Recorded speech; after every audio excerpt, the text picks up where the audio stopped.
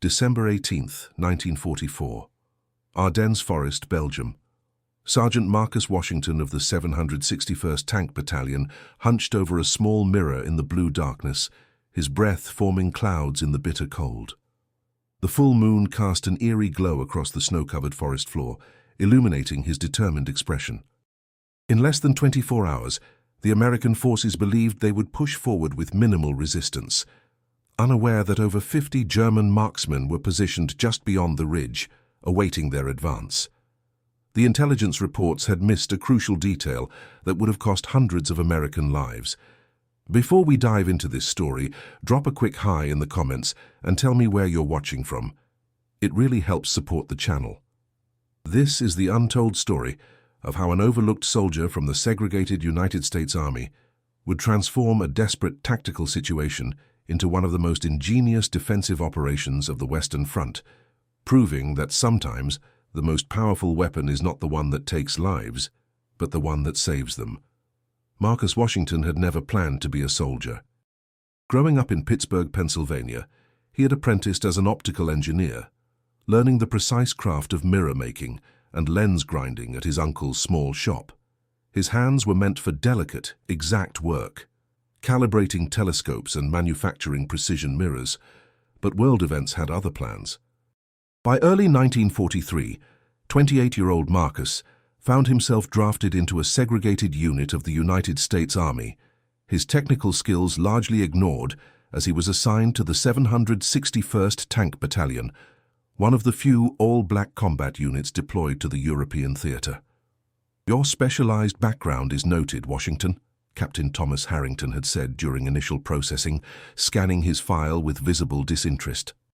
"But we need tank mechanics and drivers, not mirror makers." "With respect, sir," Marcus had replied, "optical engineering involves precision mechanics, mathematics, and understanding light propagation. Those skills transfer well to targeting systems and field repairs." The captain had looked up, momentarily surprised by the articulate response. "Very well. You'll still be assigned to maintenance, but I'll make a note that you might be consulted on optical equipment issues." That small victory had opened just enough space for Marcus to occasionally demonstrate his expertise, though opportunities were scarce in an army that relegated most black soldiers to support roles. Still, Marcus had carefully maintained his small kit of optical tools, carrying them from training in Louisiana to the shores of France, and now to the frigid forests of Belgium, where the Battle of the Bulge was about to unfold. December in the Ardennes was brutal. The temperature had plummeted to -15 degrees, and snow blanketed the dense forest where the 761st had been positioned to support the 31st Infantry Division. Their encampment sat in a small clearing surrounded by towering pine trees, their vehicles and equipment covered in white camouflage netting that blended with the snowdrifts. Lieutenant Colonel James Bates gathered his officers and senior non-commissioned officers in the command tent, where a kerosene heater fought a losing battle against the pervasive cold. A large map of the region was spread across a wooden table, marked with unit positions and known German deployments. "Intelligence reports minimal enemy presence in this sector," Bates said, circling an area just north of their position. "The Germans have pulled back to reinforce their lines around Bastogne. Tomorrow at 0600, we move forward to support the infantry push toward these ridgelines." His finger traced a series of elevated positions that overlooked a narrow valley. First Lieutenant William Howard, the intelligence officer, nodded in agreement. "Aerial reconnaissance shows no significant enemy movement in the area for the past 72 hours. Weather has limited our visibility, but all indicators suggest they've abandoned these positions." Sergeant Major Raymond Peterson, a veteran of North African campaigns, looked skeptical. "With respect, sir, that ridge offers too much tactical advantage. The Germans aren't known to abandon high ground without a fight." "In normal circumstances, I'd agree," Howard responded. "But they're consolidating forces for a counter-offensive elsewhere. Our forward scouts report only abandoned equipment and cold campfires." Marcus, standing at the back of the tent as one of the few senior non-commissioned officers invited to the briefing, studied the map intently. Something about the terrain configuration triggered his professional instincts. The full moon, the snow cover, the elevated position. It created a specific optical scenario he recognized from his civilian work. "Permission to speak, sir?" Marcus asked, his voice quiet but firm. Colonel Bates looked surprised but nodded. "Go ahead, Sergeant Washington." "The ridge faces southwest, sir. With the current weather conditions and full moon, that creates what we call a reflective blind. Perfect conditions for concealed observation positions." Howard frowned. "What exactly are you suggesting, Sergeant?" "In optical engineering, we study how light interacts with different surfaces. The angle of that ridge, combined with the snow cover and moon position, creates a natural concealment advantage. Someone positioned there could see our movements clearly, while remaining virtually invisible from our vantage point." The tent fell silent as the officers exchanged glances. Colonel Bates studied Marcus more carefully. "And your expertise in this area comes from—" "I was an optical engineer in civilian life, sir, specialized in telescopic and precision mirror manufacturing. The principles of light reflection and concealment were fundamental to my work." Major Frank Williams, the operations officer, looked unconvinced. "While that's interesting, Sergeant, we have multiple intelligence sources confirming the area is clear. We can't delay a major operation based on optical theories." Marcus stood his ground. "Sir, I'm not disputing the intelligence. I'm suggesting that conventional reconnaissance might miss what's there precisely because of these optical conditions.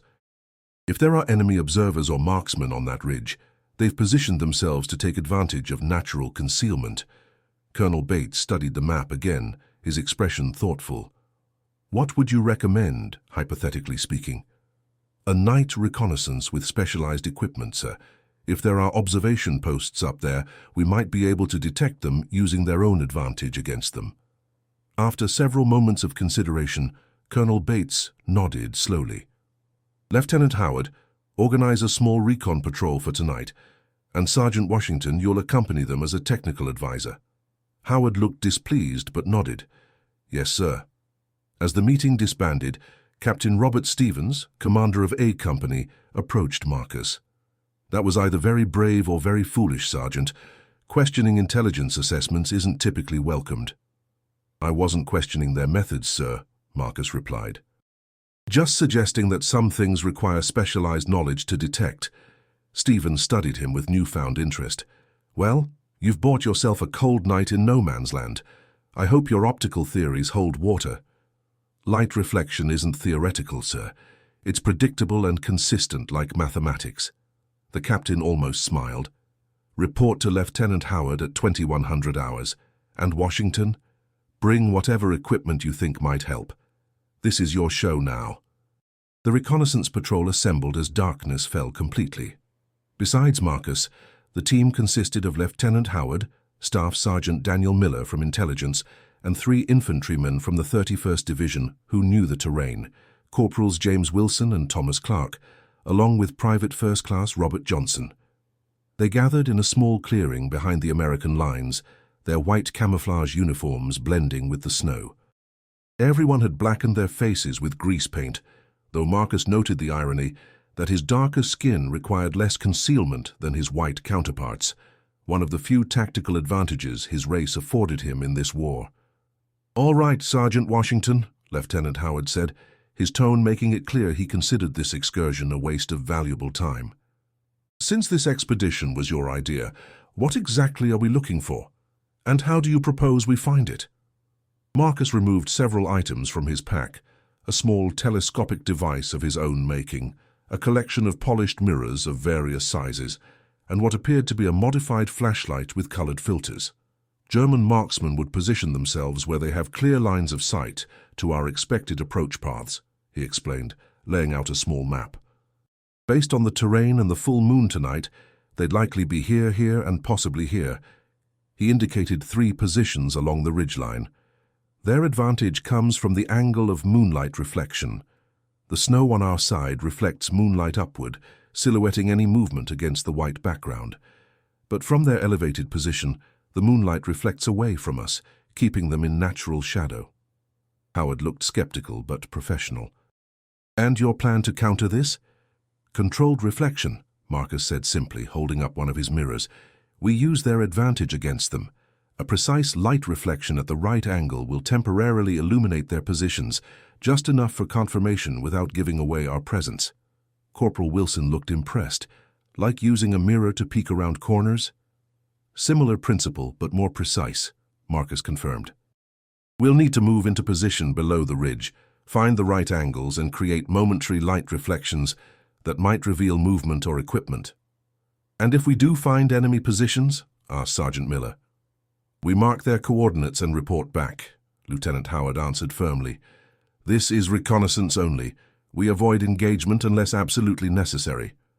The patrol moved out, advancing slowly through the snow-covered forest. The moonlight was both ally and enemy, providing enough illumination to navigate without flashlights, but also making them potentially visible to any observers. They moved from tree to tree, using the natural shadows as cover.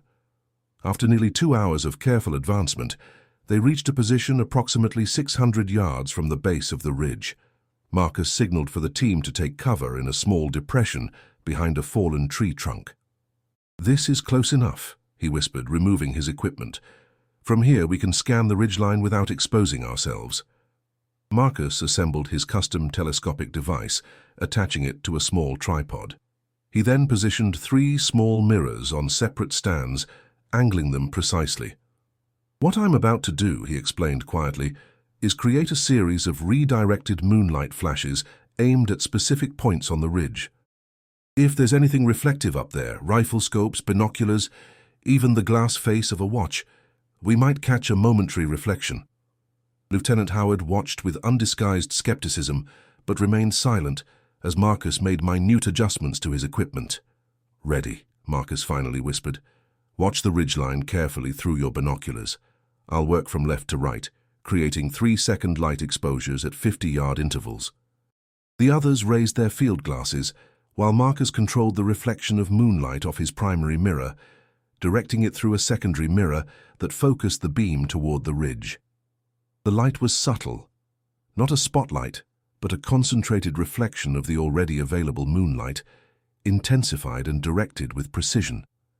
For several minutes nothing happened, as Marcus systematically swept the ridgeline. Then Corporal Clark inhaled sharply.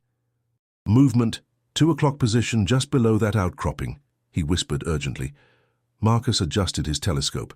I see it, and there's a reflection, optical glass, probably a scope or binoculars. Lieutenant Howard focused his binoculars on the indicated position. After a moment, his posture stiffened.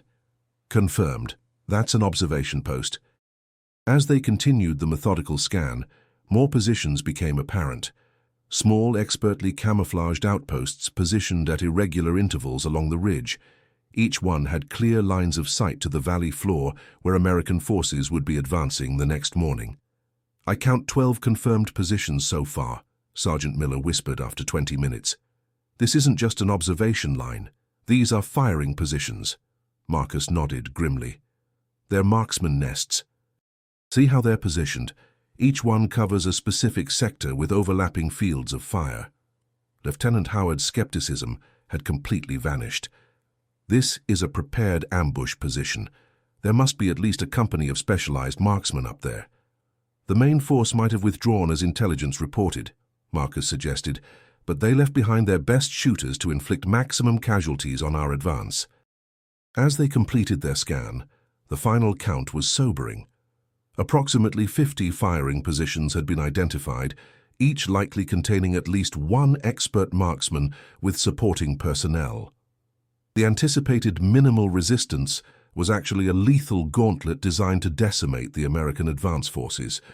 We need to get this information back immediately, Lieutenant Howard said, his tone now respectful as he addressed Marcus. You were right, Sergeant Washington. Without this intelligence, tomorrow would have been a bloodbath. They carefully packed up the equipment and began their withdrawal, moving with even greater caution now that they understood the extent of the enemy presence. As they retreated through the forest, Marcus's mind was already working on a problem beyond mere detection. The Americans could alter their advance route to avoid the ambush, but that would mean ceding valuable high ground to the enemy. What if there was a way to neutralize the threat entirely? Back at headquarters, Colonel Bates and his staff officers listened intently to their report, the mood in the command tent growing increasingly grave. 50 marksman positions, Bates repeated, marking the map with new symbols. And our intelligence missed them completely. They're expertly camouflaged, sir, Lieutenant Howard explained. Without Sergeant Washington's method, we wouldn't have detected them even at close range. Colonel Bates turned to Marcus. Good work, Sergeant. Your optical expertise has potentially saved hundreds of lives. Thank you, sir, Marcus replied. But we still have a tactical problem. Those positions dominate the entire approach to our objective. Even if we adjust our route, they'll have observation capabilities over a wide area. Major Williams nodded. We could call in artillery, but without precise coordinates for each position, we'd just be saturating the general area. Some would survive, and we'd lose the element of surprise for the overall operation. What about aerial bombardment? Suggested Captain Stevens. Weather's closing in, Bates replied. Air support is grounded until at least midday tomorrow. Our advance is scheduled for 0600. A thoughtful silence fell over the tent as the officers contemplated their limited options. Marcus studied the map, calculating angles and light positions in his mind. Sir, he said finally, I may have a solution. A way to neutralize those positions without artillery or air support. All eyes turned to him expectantly. The same optical principles that help them hide can be used to blind them, temporarily but effectively. With the right equipment, we can create what amounts to a massive tactical disruption of their observation capabilities. Explain, Colonel Bates prompted. Marcus moved to the map. The marksmen are relying on the natural light conditions, moonlight reflecting off snow giving them clear visibility of our positions while they remain in shadow. But that advantage can be reversed if we position multiple reflection points here, here, and here, he indicated spots on the map. We can create controlled light reflections that would make it impossible for them to observe or aim effectively. You're talking about blinding them with mirrors? Major Williams asked incredulously. Not exactly blinding, sir. More like creating a visual disruption that eliminates their tactical advantage. The effect would be temporary for any individual, but if sustained across their entire position, it would render their carefully prepared ambush ineffective. Lieutenant Howard, now a convert to Marcus's methods, nodded thoughtfully. It's similar to how aircraft use sun reflection to momentarily blind anti-aircraft gunners, but on a larger, coordinated scale. Colonel Bates considered the proposal. What would you need to implement this? Every mirror we can gather, personal shaving mirrors, vehicle mirrors, any reflective surface, plus volunteers to position them according to my calculations, and permission to modify some equipment from our vehicles. After several seconds of contemplation, Bates nodded decisively. Make it happen, Sergeant. Captain Stevens, assign Sergeant Washington whatever personnel and resources he requires. If this works, it could change the entire dynamic of tomorrow's operation. Yes, sir, Stevens replied, giving Marcus an appraising look. Washington, you'll have full access to A Company's resources. For the next several hours, Marcus worked feverishly, explaining his plan to the assembled volunteers and organizing them into teams. Word had spread quickly about the discovered enemy positions and how a black sergeant from the tank battalion had detected what everyone else had missed. The response was overwhelming. Soldiers from both the 761st and the 31st Infantry volunteering equipment and assistance. Technical Sergeant James Lewis, the battalion supply officer, approached with a large crate. Requisitioned every mirror in the division, Sergeant Washington, even had the medics contribute the reflective surfaces from their emergency signal kits. Perfect, Marcus replied, surveying the collection. Now we need to modify them for synchronized deployment. Staff Sergeant Richard Brown from Communications joined them. I heard you need field telephones for coordination. We've got 10 units we can spare. Marcus nodded gratefully. Those will be essential. We need precise timing between reflection points.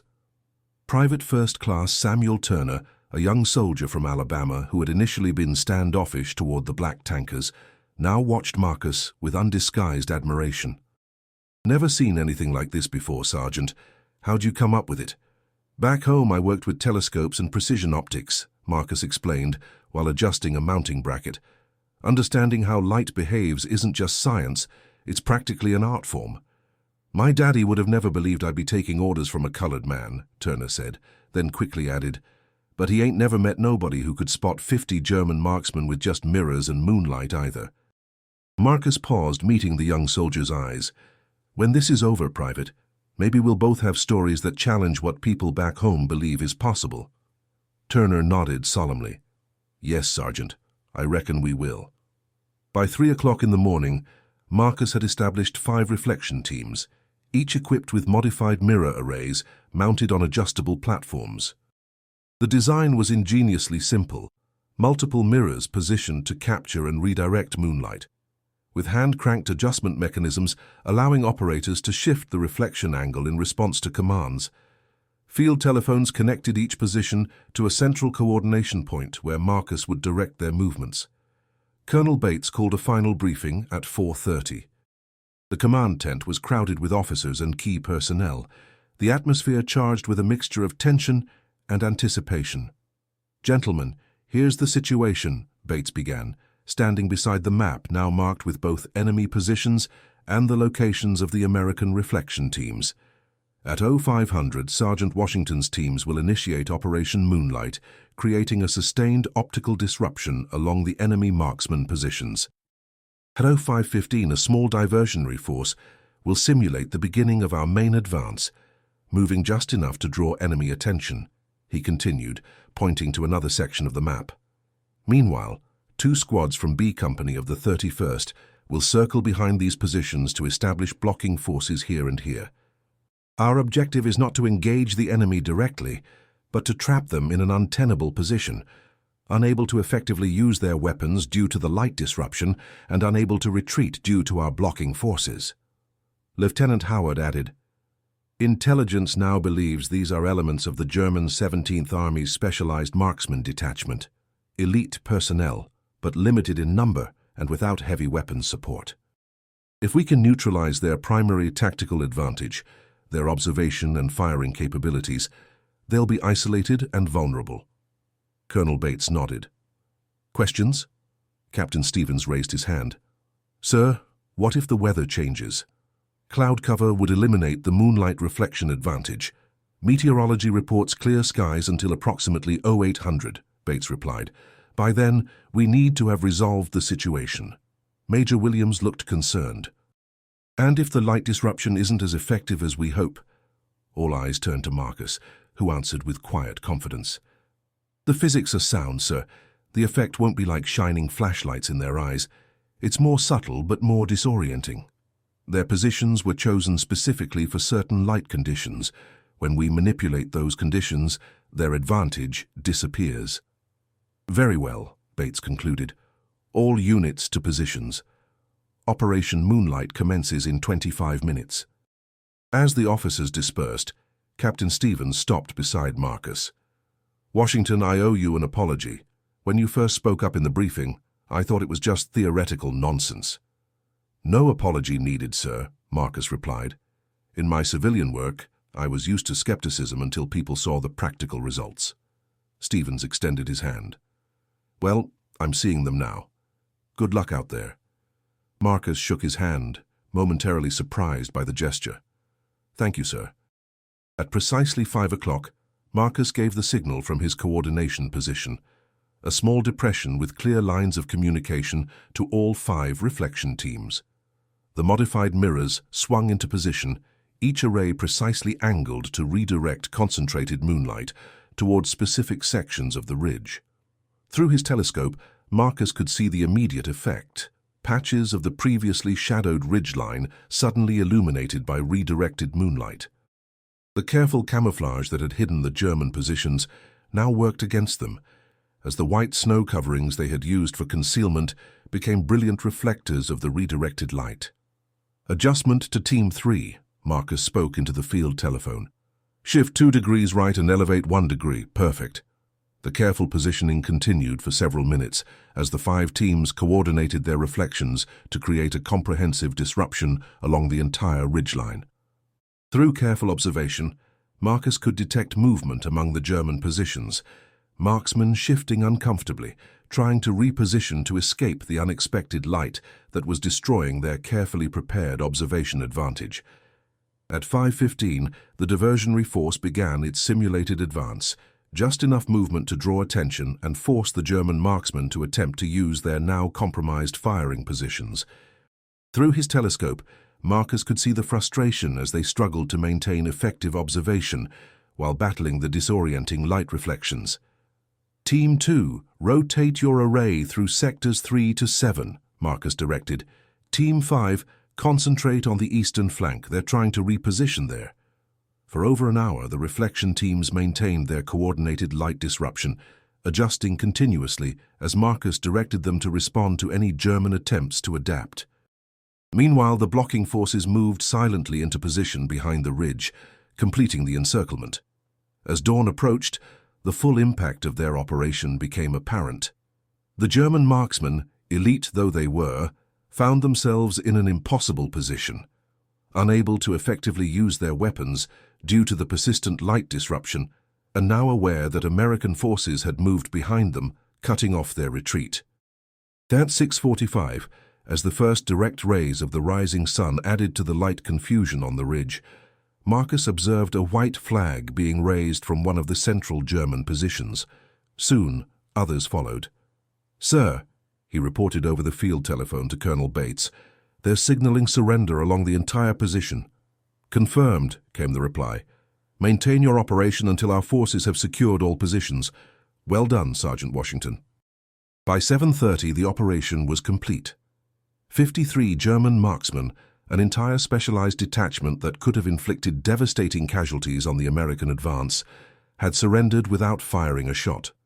The innovative use of controlled light reflection had completely neutralized what would have been a lethal ambush. As the German prisoners were processed, one of their officers, Hauptmann Dieter Wagner, asked to speak with the American commander. When Colonel Bates arrived, accompanied by Marcus and several other officers, Wagner looked at them with professional curiosity. "A most unusual tactic," he said in accented English. "In all my military experience, I have never encountered such a method. May I ask who conceived it?" Colonel Bates turned to Marcus. "This is Sergeant Washington. The operation was his design."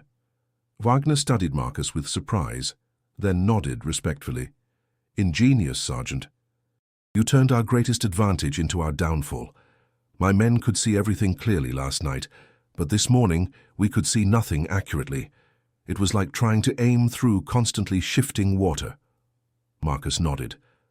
"That was exactly the effect we intended, Hauptmann. Your positions were excellent. They would have been devastating against a conventional advance. Instead, we are prisoners," Wagner acknowledged, "but alive. As are your men who would have suffered greatly had we engaged as planned. Perhaps this is better for all concerned." As they walked back to the American lines, Lieutenant Howard shook his head in amazement. 50 German marksmen surrendered without a single casualty on either side. "This will go in the tactical textbooks, Washington." Marcus smiled slightly. "If they print it, sir." Howard looked at him quizzically, then understanding dawned. Because it sounds too simple," Marcus interrupted gently. "The most elegant solutions often do." Colonel Bates, overhearing the exchange, placed a hand on Marcus's shoulder. "There's nothing simple about what you accomplished, Sergeant. You saw what everyone else missed, and you created a solution no one else would have conceived. That's not just good soldiering, that's genius." For Marcus Washington, who had been told his specialized skills had no place on the battlefield, the moment represented more than tactical victory. It was proof that knowledge and expertise could transcend the arbitrary limitations placed upon him by society. His understanding of light, how it moved, how it revealed, how it concealed, had saved lives on both sides of the conflict. That evening, as the American forces consolidated their newly secured positions along the ridge that would have been their doom, Marcus sat alone, making notes in his journal. He detailed the optical configurations, the angles of reflection, the coordination methods, a technical record of a tactical innovation that had transformed potential tragedy into bloodless victory. Captain Stevens found him there, illuminated by a small lantern. "Still working, Washington? You should be celebrating with the others." Marcus looked up. "Just recording the details, sir, for future reference." Stevens sat beside him. "The men are calling it Washington's Moonlight trick. They're saying you fought the Germans with nothing but mirrors and moonbeams. That's a bit dramatic, sir. It was just applied physics." "Applied physics that neutralized 50 enemy marksmen without firing a shot," Stevens countered. "The colonel's recommending you for the Bronze Star." Marcus's hand paused over his journal. "Sir, you know as well as I do that recommendations for colored troops often get lost in channels." Stevens met his gaze directly. "Not this one, Washington. I'll personally ensure it. What you did today saved too many lives to go unrecognized." "Thank you, sir," Marcus replied, genuinely moved. "That means a great deal." "The world is changing, Washington. Slowly, perhaps too slowly, but changing nonetheless. Men like you are helping to change it, whether others are ready or not." As Captain Stevens walked away, Marcus turned his attention back to his journal, adding a final note. "Light reveals truth when properly directed." Perhaps this is true not only of optical physics, but of human perception as well. He closed the book and looked up at the night sky, where the same full moon that had been the key to his tactical innovation now shone down on an unexpectedly quiet battlefield. Tomorrow would bring new challenges, but for tonight, in this small corner of a world torn apart by conflict, an unlikely peace had been achieved through understanding the fundamental properties of light itself. The success of Operation Moonlight quickly rippled through the American lines. By noon the following day, news of the bloodless capture of 50 elite German marksmen had reached regimental headquarters, where Colonel Richard Harrison, commander of the 31st Infantry Regiment, requested a full briefing. "I want to meet this tank sergeant who captured an entire enemy detachment with mirrors," Harrison said to Colonel Bates as they walked through the command center. "When I first heard the report, I thought someone was pulling my leg." "I assure you it's entirely factual," Bates replied.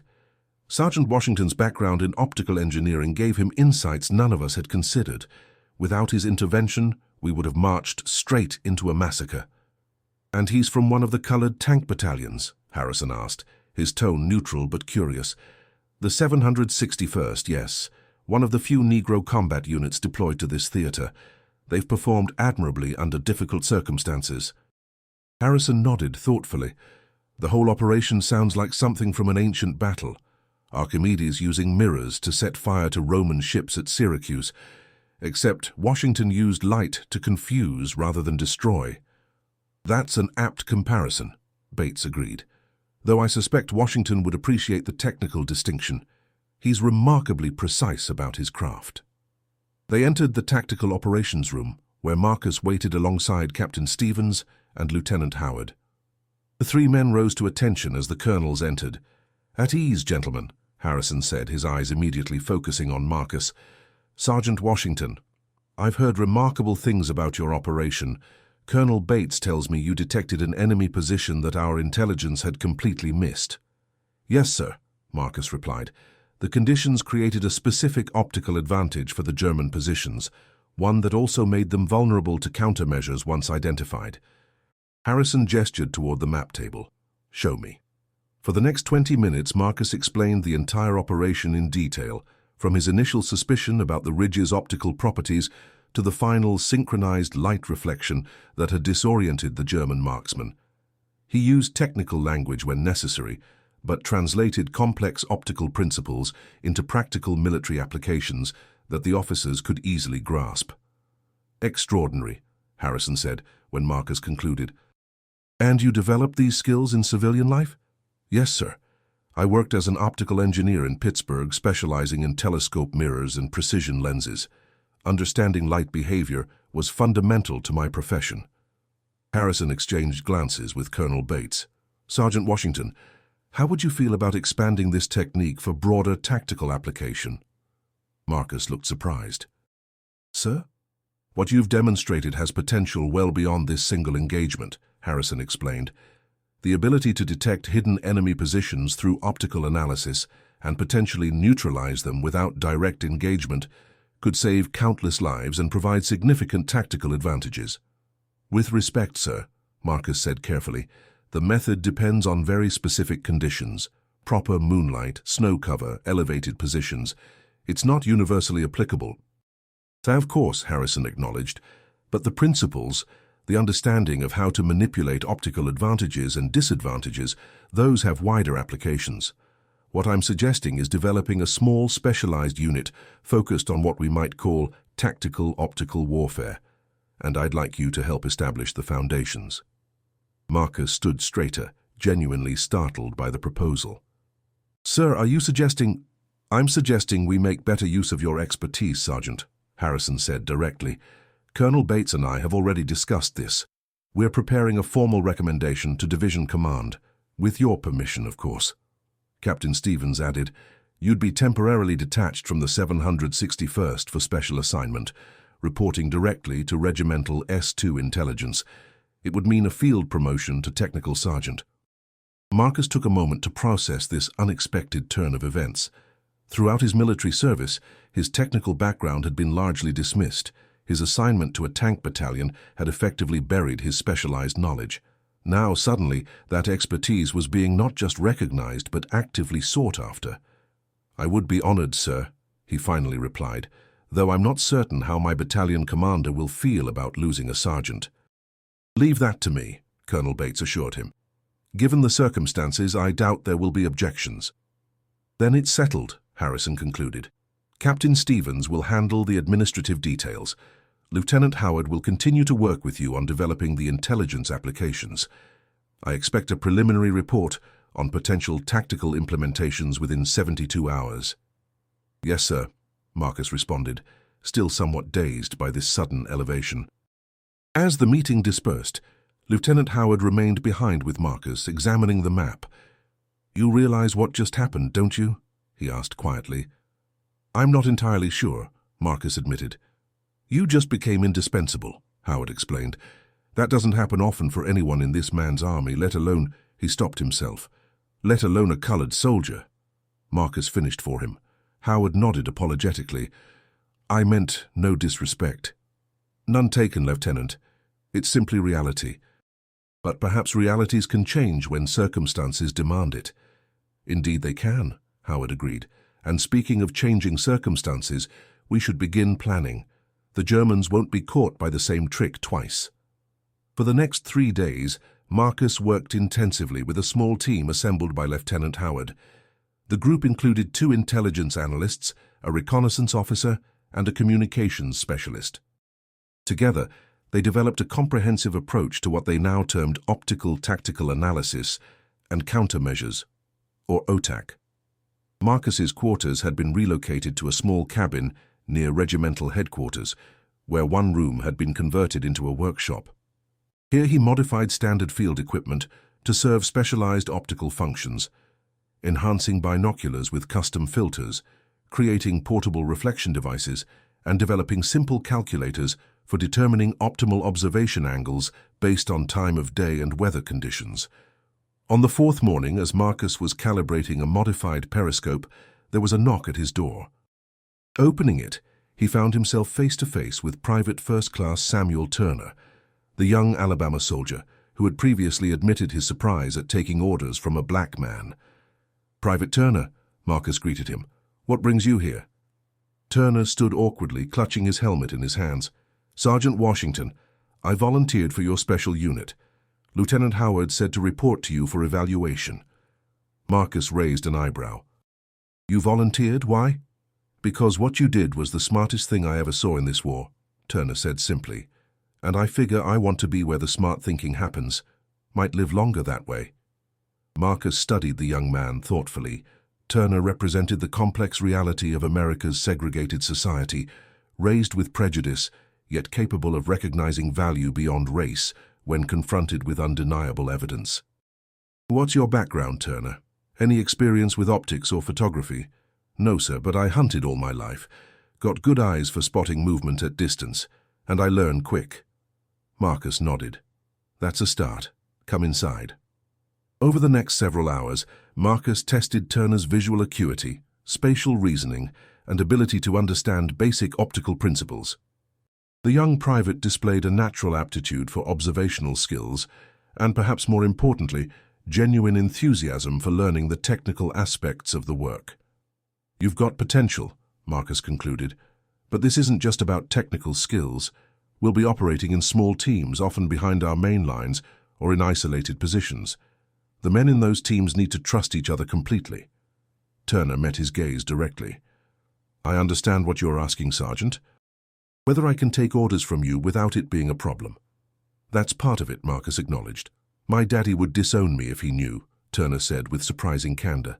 But my daddy ain't here, and he ain't never had his life saved by somebody using moonlight and mirrors neither. He straightened his posture. I trust you, Sergeant Washington. Not despite what you are, but because of who you are, the smartest damn soldier I've met in this army. Marcus couldn't help but smile slightly. That's hardly a high bar to clear, Private. Maybe not, Turner conceded with a hint of his own smile. But it's true all the same. Very well, Marcus decided. Report to Lieutenant Howard tomorrow morning. Tell him you're assigned to Team 2. Yes, sir, thank you, sir. Turner's face lit up with genuine excitement. And Turner, Marcus added, as the private turned to leave. We're going to be training with specialized equipment. Start studying these. He handed over several technical diagrams he had prepared. I expect you to understand the basic principles by tomorrow. I'll learn them cold, Sergeant, Turner promised, carefully taking the diagrams. My life might depend on it someday. All our lives will, Marcus replied soberly. By the end of the week, Operation Moonlight had evolved into a formal tactical program.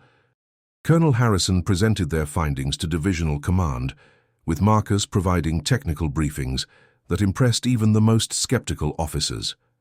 The Provisional OTAC unit was officially authorized with 14 personnel drawn from both the 761st Tank Battalion and the 31st Infantry Regiment. Marcus's promotion to Technical Sergeant was confirmed, along with his temporary assignment as OTAC's Technical Director. The unit was structured into 3 teams, each with specific functions: detection, analysis, and countermeasures.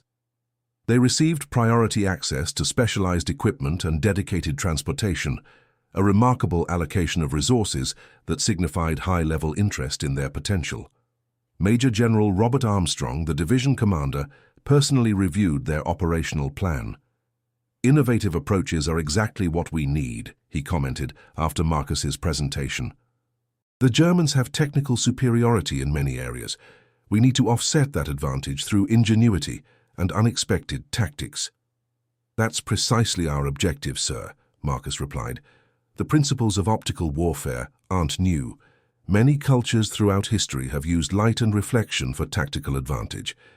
What's new is our systematic approach to identifying, analyzing, and countering optical advantages in modern warfare. How soon can your unit be operationally deployed? Armstrong asked. We're conducting field trials now, sir, Lieutenant Howard answered. Technical Sergeant Washington has developed equipment modifications that can be implemented immediately. With your approval, we could begin limited operations within 48 hours. Armstrong nodded approvingly. You have it. Colonel Harrison will provide operational objectives. Priority 1 is securing our advance toward Hufvudstaden. The first operational deployment of the OTAC unit came sooner than expected. Intelligence reports indicated German forces were establishing new observation positions along a heavily wooded ridgeline overlooking the American supply route to Hufvudstaden. Conventional reconnaissance had been inconclusive, with forward observers reporting occasional flashes of light, but no confirmed enemy positions. Classic signs of observation posts using optical equipment, Marcus explained during the mission briefing. Sporadic light reflection from lenses or scopes. They're being careful, but they can't eliminate reflection entirely. The OTAC team deployed under cover of darkness, establishing 3 observation points in a triangulated pattern around the suspected enemy position. Using Marcus's specialized equipment, they conducted a coordinated scan of the ridgeline, mapping every momentary light reflection and correlating it with terrain features. By dawn, they had pinpointed 7 German observation posts, each expertly camouflaged and positioned to monitor American movements along the supply route. More concerning, they detected evidence of heavy weapons being moved into supporting positions. They're establishing a comprehensive fire control network, Marcus reported to Lieutenant Howard. The observation posts are coordinating targeting data for artillery positions here, here, and here. He marked the locations on their field map. If they complete this network, they'll be able to call precise fire missions on our entire supply line, Howard concluded grimly. We need to neutralize those observation capabilities immediately. Conventional assault would be costly, Marcus observed. The terrain heavily favors defenders, and they'd see us coming from kilometers away. What about your reflection technique? Marcus shook his head. Weather conditions aren't favorable. Cloud cover is too heavy for effective moonlight reflection. Howard looked concerned. Then what options do we have? Marcus studied the map thoughtfully. We don't need to attack their positions directly. We just need to render their observations useless. How? False data, Marcus explained, a plan forming in his mind. We create a deception operation, make them believe they're observing our actual supply movements, while the real transports take an alternate route. Over the next 12 hours, Marcus's team implemented what they called Operation Phantom. Using a combination of decoy vehicles, controlled light sources, and simulated movement patterns, they created the illusion of major supply activities along the original route, while actual supplies were rerouted through a secondary forest path identified by reconnaissance. The German observers, their positions now known to the Americans but unaware they had been detected, dutifully reported the false activity. German artillery fire soon began falling on empty stretches of road, expending valuable ammunition against phantom targets, while the real supply convoys proceeded unmolested. Brilliant improvisation, Colonel Harrison commented when Marcus reported their results. You've effectively neutralized their entire fire control system without firing a shot. Only temporarily, sir, Marcus cautioned. Once they realize they're hitting empty road, they'll adjust their strategy. By then, our main offensive will have begun, Harrison replied.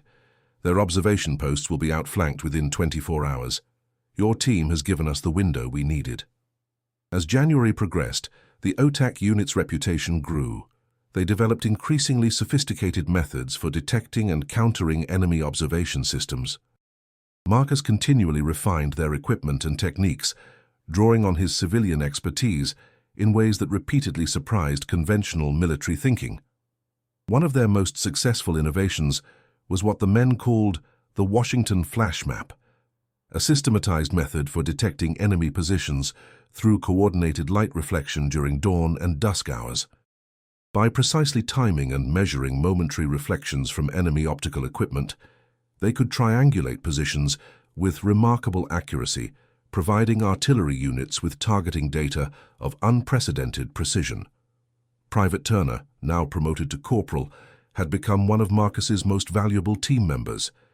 His natural observational skills had been enhanced by technical training, and he displayed an intuitive understanding of how light behaved in different weather and terrain conditions. Turner's got a gift, Marcus remarked to Lieutenant Howard after a particularly successful operation. He can spot a reflection that most men would miss entirely. He's also become your most vocal advocate, Howard noted with a smile. Yesterday he nearly came to blows with a replacement who made a disparaging comment about working under colored leadership. Marcus sighed. That's not helpful. We can't afford that kind of distraction. Don't worry. The situation was resolved educationally rather than physically. Turner gave the replacement a detailed account of Operation Moonlight and suggested he might still be alive because of it. The replacement apologized rather profusely afterward. February brought harsh weather and intensified German counterattacks as they attempted to slow the Allied advance toward the Rhine. The OTAC unit found itself increasingly involved in front-line operations, their specialized skills in high demand, as both sides sought every possible advantage in the deteriorating conditions. On February 12th, Marcus received urgent orders to report to divisional headquarters. Upon arrival, he found an unexpected gathering of senior officers, including Major General Armstrong and representatives from Army Intelligence. Technical Sergeant Washington, Armstrong greeted him. Thank you for coming so promptly. We have a situation that requires your particular expertise. A colonel from intelligence, whom Marcus didn't recognize, took over the briefing. For the past week, we've been detecting unusual light signals along this section of the German lines. He indicated a region on the large operational map. At first, we thought it might be normal heliograph communications, but the pattern is inconsistent with known German signal protocols. Our forward observers have captured these images, another officer added, displaying several photographs. The signals occur primarily at dawn, with no discernible pattern. Marcus studied the photographs carefully. These aren't communication signals, he concluded after several minutes. They're targeting markers. The officers exchanged concerned glances. Targeting for what? Armstrong asked. I believe they're establishing reference points for a precision operation, Marcus explained. See how the flashes are positioned? They create a triangulation grid that covers this entire sector. Someone is mapping exact distances and angles. For artillery, suggested one of the staff officers. Marcus shook his head. Too precise for conventional artillery. This level of optical preparation suggests something requiring exceptional accuracy, possibly a specialized long-range weapon system. The intelligence colonel nodded grimly. That aligns with recent reports. We've received information that the Germans have deployed several prototype long-range precision weapons in this sector, essentially large-caliber sniper systems with advanced optics capable of hitting targets at extreme distances. And they're using these light markers to create a precise firing solution grid, Marcus concluded. With this level of preparation, they could target specific high-value objectives, command posts, communication centers, artillery control. How soon could they be operational? Armstrong asked. Based on the state of their optical calibration, Marcus estimated, I'd say within 48 to 72 hours. Then we have 2 days to locate and neutralize this threat, Armstrong declared. Washington, this operation is your responsibility. Whatever resources you need will be made available. Thank you, sir, Marcus replied, already formulating a plan. I'll need my full team aerial reconnaissance if weather permits, and access to all forward observation reports from this sector for the past 2 weeks. Granted. Anything else? Marcus considered carefully. Sir, if these are indeed advanced optical weapon systems, they'll have distinctive signatures. I'd like permission to conduct a specialized night reconnaissance operation using equipment of my own design. That would mean operating well beyond our forward lines, the intelligence colonel warned. The risk would be substantial. The risk of allowing these weapons to become operational is greater, Marcus countered respectfully. If they've established the targeting grid I believe they have, they could effectively decapitate our command structure with a series of precisely coordinated strikes. Armstrong studied him thoughtfully before nodding. Permission granted, but with a condition.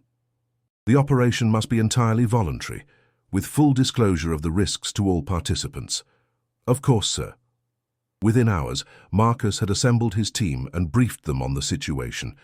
As he expected, every member volunteered without hesitation. They had evolved from an experimental tactical unit into a cohesive team bound by shared purpose and mutual respect. This will be our most dangerous operation yet, Marcus warned them.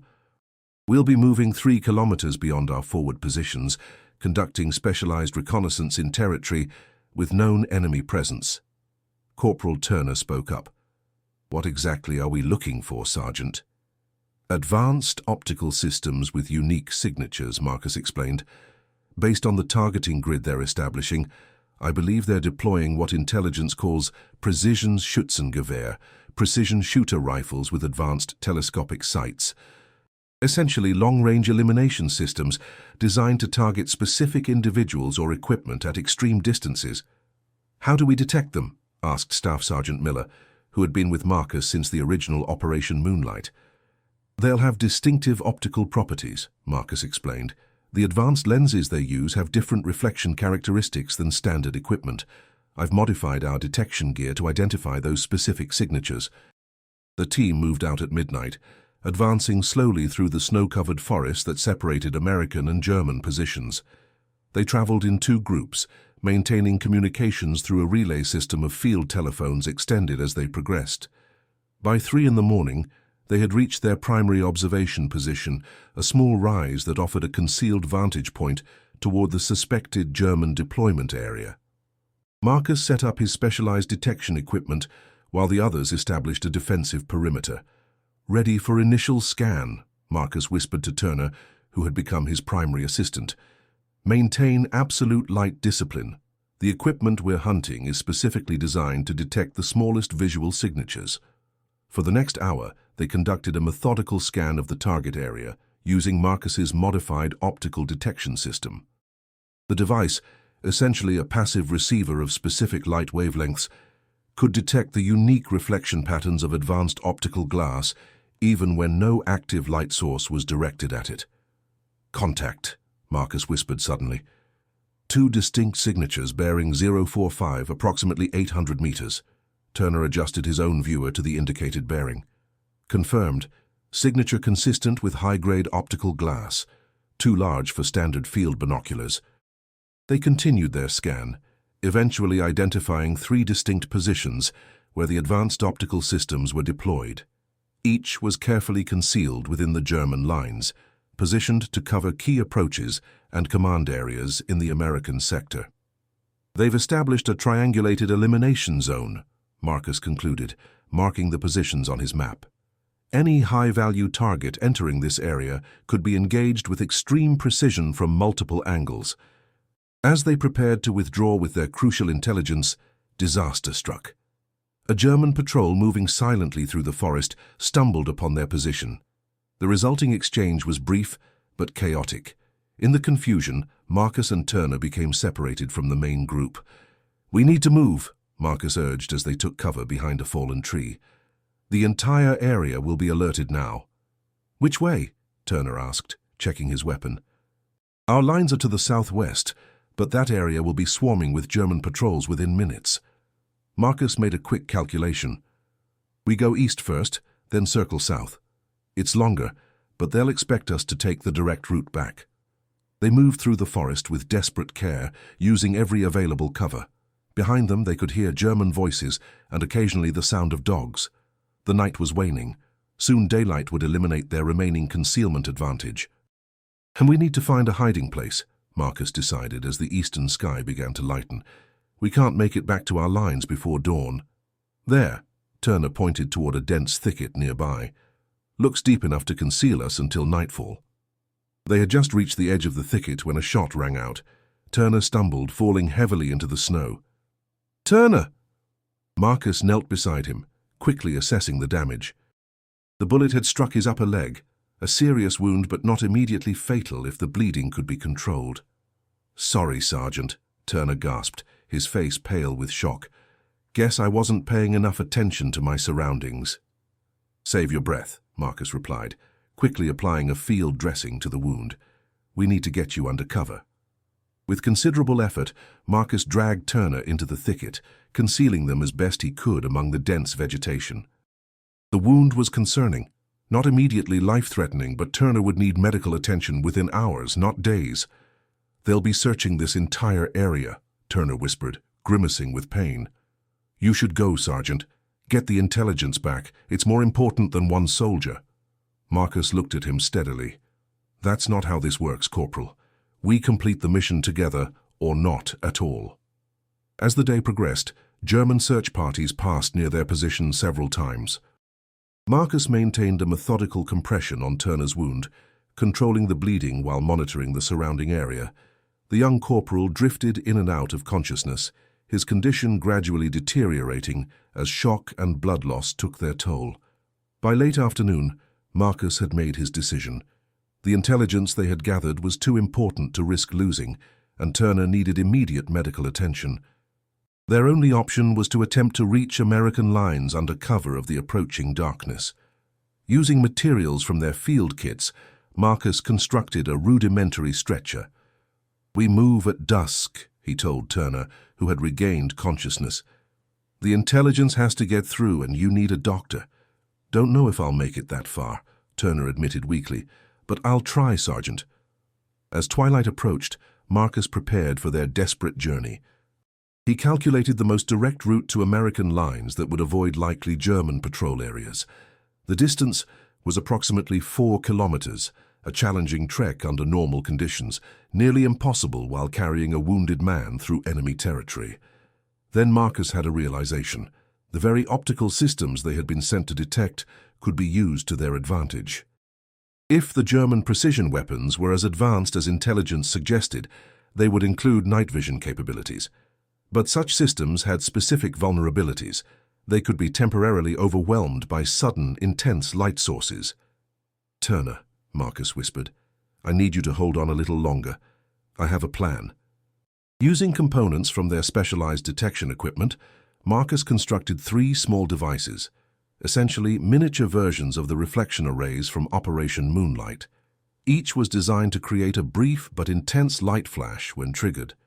"These won't blind them permanently," he explained to Turner, "but they'll create temporary visual disruption for anyone using advanced optics, enough to cover our movement if timed correctly." As darkness fell completely, Marcus positioned the devices at carefully calculated angles. "When we need to move across exposed areas, I'll trigger these sequentially. The flashes will appear to come from different directions, drawing attention away from us and temporarily blinding anyone using night vision equipment." "Clever," Turner whispered, "using their own advanced technology against them." "Sometimes the most sophisticated systems have the most fundamental vulnerabilities," Marcus replied. "Now let's move." The journey was agonizing. Marcus half-carried, half-dragged Turner through the snow-covered forest, pausing frequently to allow the wounded man to rest and to check for enemy patrols. When they needed to cross open areas, Marcus triggered his makeshift light devices, creating patterns of flashes that momentarily disrupted any observation equipment focused in their direction. Several times they heard German patrols nearby, forced to remain motionless in the snow until the danger passed. Turner's condition continued to deteriorate, his breathing becoming increasingly labored as infection set in. Yet he remained conscious through sheer determination, even helping to navigate during brief periods of lucidity. "Never thought I'd be here," Turner whispered during one rest period. "Trusting my life to a colored sergeant from Pittsburgh. And I never thought I'd be risking my life for an Alabama farm boy who'd never seen a telescope before last month," Marcus replied with gentle humor. Turner managed a weak smile. "Funny how things work out." "Indeed," Marcus agreed.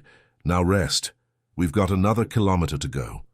Near midnight, they finally approached the American lines.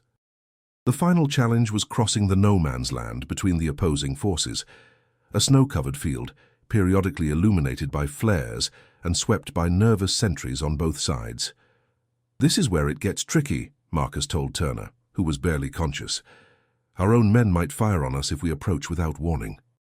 Using the last of his specialized equipment, Marcus created a pattern of light flashes that matched the recognition signals established by their unit, a series of precisely timed reflections that would identify them to American observers familiar with the OTAC team's methods. After several tense minutes, a response came. 3 brief flashes from the American lines, indicating they had been recognized and should approach at a specific point. With the last of his strength, Marcus carried Turner across the open ground toward the signal point. As they neared the American positions, figures emerged from the darkness, a patrol sent to guide them in. "Technical Sergeant Washington," a voice whispered. "Lieutenant Howard sent us. He said you might be trying to return along this route." "Corporal Turner needs immediate medical attention," Marcus responded, his voice hoarse with exhaustion. "And I have critical intelligence for command." Within minutes, they were safely behind American lines. Turner was rushed to a field hospital, while Marcus, despite his own exhaustion, insisted on immediately reporting to headquarters. The intelligence he provided, detailed locations of the German precision weapon systems and their targeting grid, enabled a coordinated artillery strike that neutralized the threat before it could become operational. 3 days later, Marcus visited Turner in the field hospital. The young corporal was pale but alert, his leg heavily bandaged but healing well. "They're saying you saved the entire command structure," Turner greeted him. "The Germans were planning to eliminate every senior officer simultaneously during the next strategy meeting." "That was their likely plan," Marcus acknowledged, "but it was our combined intelligence that stopped them. Your observations were as crucial as mine." Turner shook his head in amazement. "All because you understood how light and mirrors work. Who would have thought? Sometimes the most powerful weapons aren't the ones that destroy, but the ones that reveal," Marcus replied. "Knowledge itself can be the decisive factor." They're talking about commendations, Turner informed him. Silver Star level may be higher. Marcus smiled slightly. Let's not get ahead of ourselves. The war isn't over yet. No, Turner agreed, but something else has changed. The 761st is being assigned direct combat roles now. Word is your success has convinced Command that Negro units can handle specialized tactical operations. Small steps, Marcus observed, but important ones. In the weeks that followed, the OTAC unit expanded, with Marcus formally appointed as its technical director. Their methods were adopted across multiple divisions, creating a new dimension of tactical operations that combined optical science with battlefield application. The final German offensive collapsed as Allied forces pushed toward the Rhine. Marcus Washington's innovative techniques continued to save lives on both sides, allowing for the detection and neutralization of enemy positions without direct assault whenever possible. By war's end, the Washington method, as it became known in military circles, had been incorporated into official tactical doctrine. The unassuming optical engineer from Pittsburgh had transformed his civilian expertise into a life-saving military innovation that would influence tactical thinking for decades to come. In the summer of 1945, as occupation forces settled into a devastated Germany, Marcus received orders to report to Allied headquarters in Frankfurt. There, to his surprise, he found himself face to face with General Dwight D. Eisenhower, the supreme commander of Allied forces in Europe. "Sergeant Washington," Eisenhower greeted him warmly, "I've been hearing remarkable things about your tactical innovations. Your work with optical warfare has saved countless lives and provided significant advantages throughout the campaign." "Thank you, sir," Marcus replied, overwhelmed by the unexpected recognition. "I simply applied my civilian knowledge to military problems." "That's precisely what makes your contribution so valuable," Eisenhower observed. "This war has been won not just by traditional military thinking, but by bringing diverse expertise and perspectives to bear on unprecedented challenges." He handed Marcus an official document. "Your promotion to Master Sergeant has been approved, along with the Silver Star for gallantry in action. More importantly, I've recommended that your methods be incorporated into standard Army training programs going forward." Marcus accepted the document with a mixture of pride and humility. "Sir, may I ask a question?" "Of course." "What happens when we return home? Will the Army continue to develop these techniques? Will soldiers like me have opportunities to contribute our specialized knowledge?" Eisenhower's expression grew thoughtful. "The honest answer is that I don't know. America after this war will be changed. It must be. Men like you have proven yourselves not just as soldiers, but as innovators and leaders that cannot and should not be forgotten." He continued with quiet conviction, "I can't promise that change will come quickly or easily, but I can promise that what you've accomplished here will be remembered and built upon. Your methods will save lives in future conflicts, regardless of who implements them." For Marcus Washington, this acknowledgement represented something profound. Recognition not just of his actions, but of his intellect and expertise. In the most difficult circumstances imaginable, he had demonstrated that knowledge could be as powerful as any weapon, and that expertise knew no racial boundaries. As he prepared to return to his unit, Marcus reflected on his journey from a small optical shop in Pittsburgh to the battlefields of Europe. The war had taken much from everyone involved, but it had also revealed possibilities that might never have emerged in peacetime. Opportunities for men like him to demonstrate capabilities that society had often refused to recognize. Corporal Turner, now recovered and returned to active duty, greeted him outside headquarters. "How'd it go with the big brass, Sergeant?" "Better than expected," Marcus replied. "They're adopting our methods across the forces." Turner grinned. "Does that mean I'll be able to tell my grandkids I helped invent a whole new way of fighting?" "You can tell them you were part of something important," Marcus corrected him.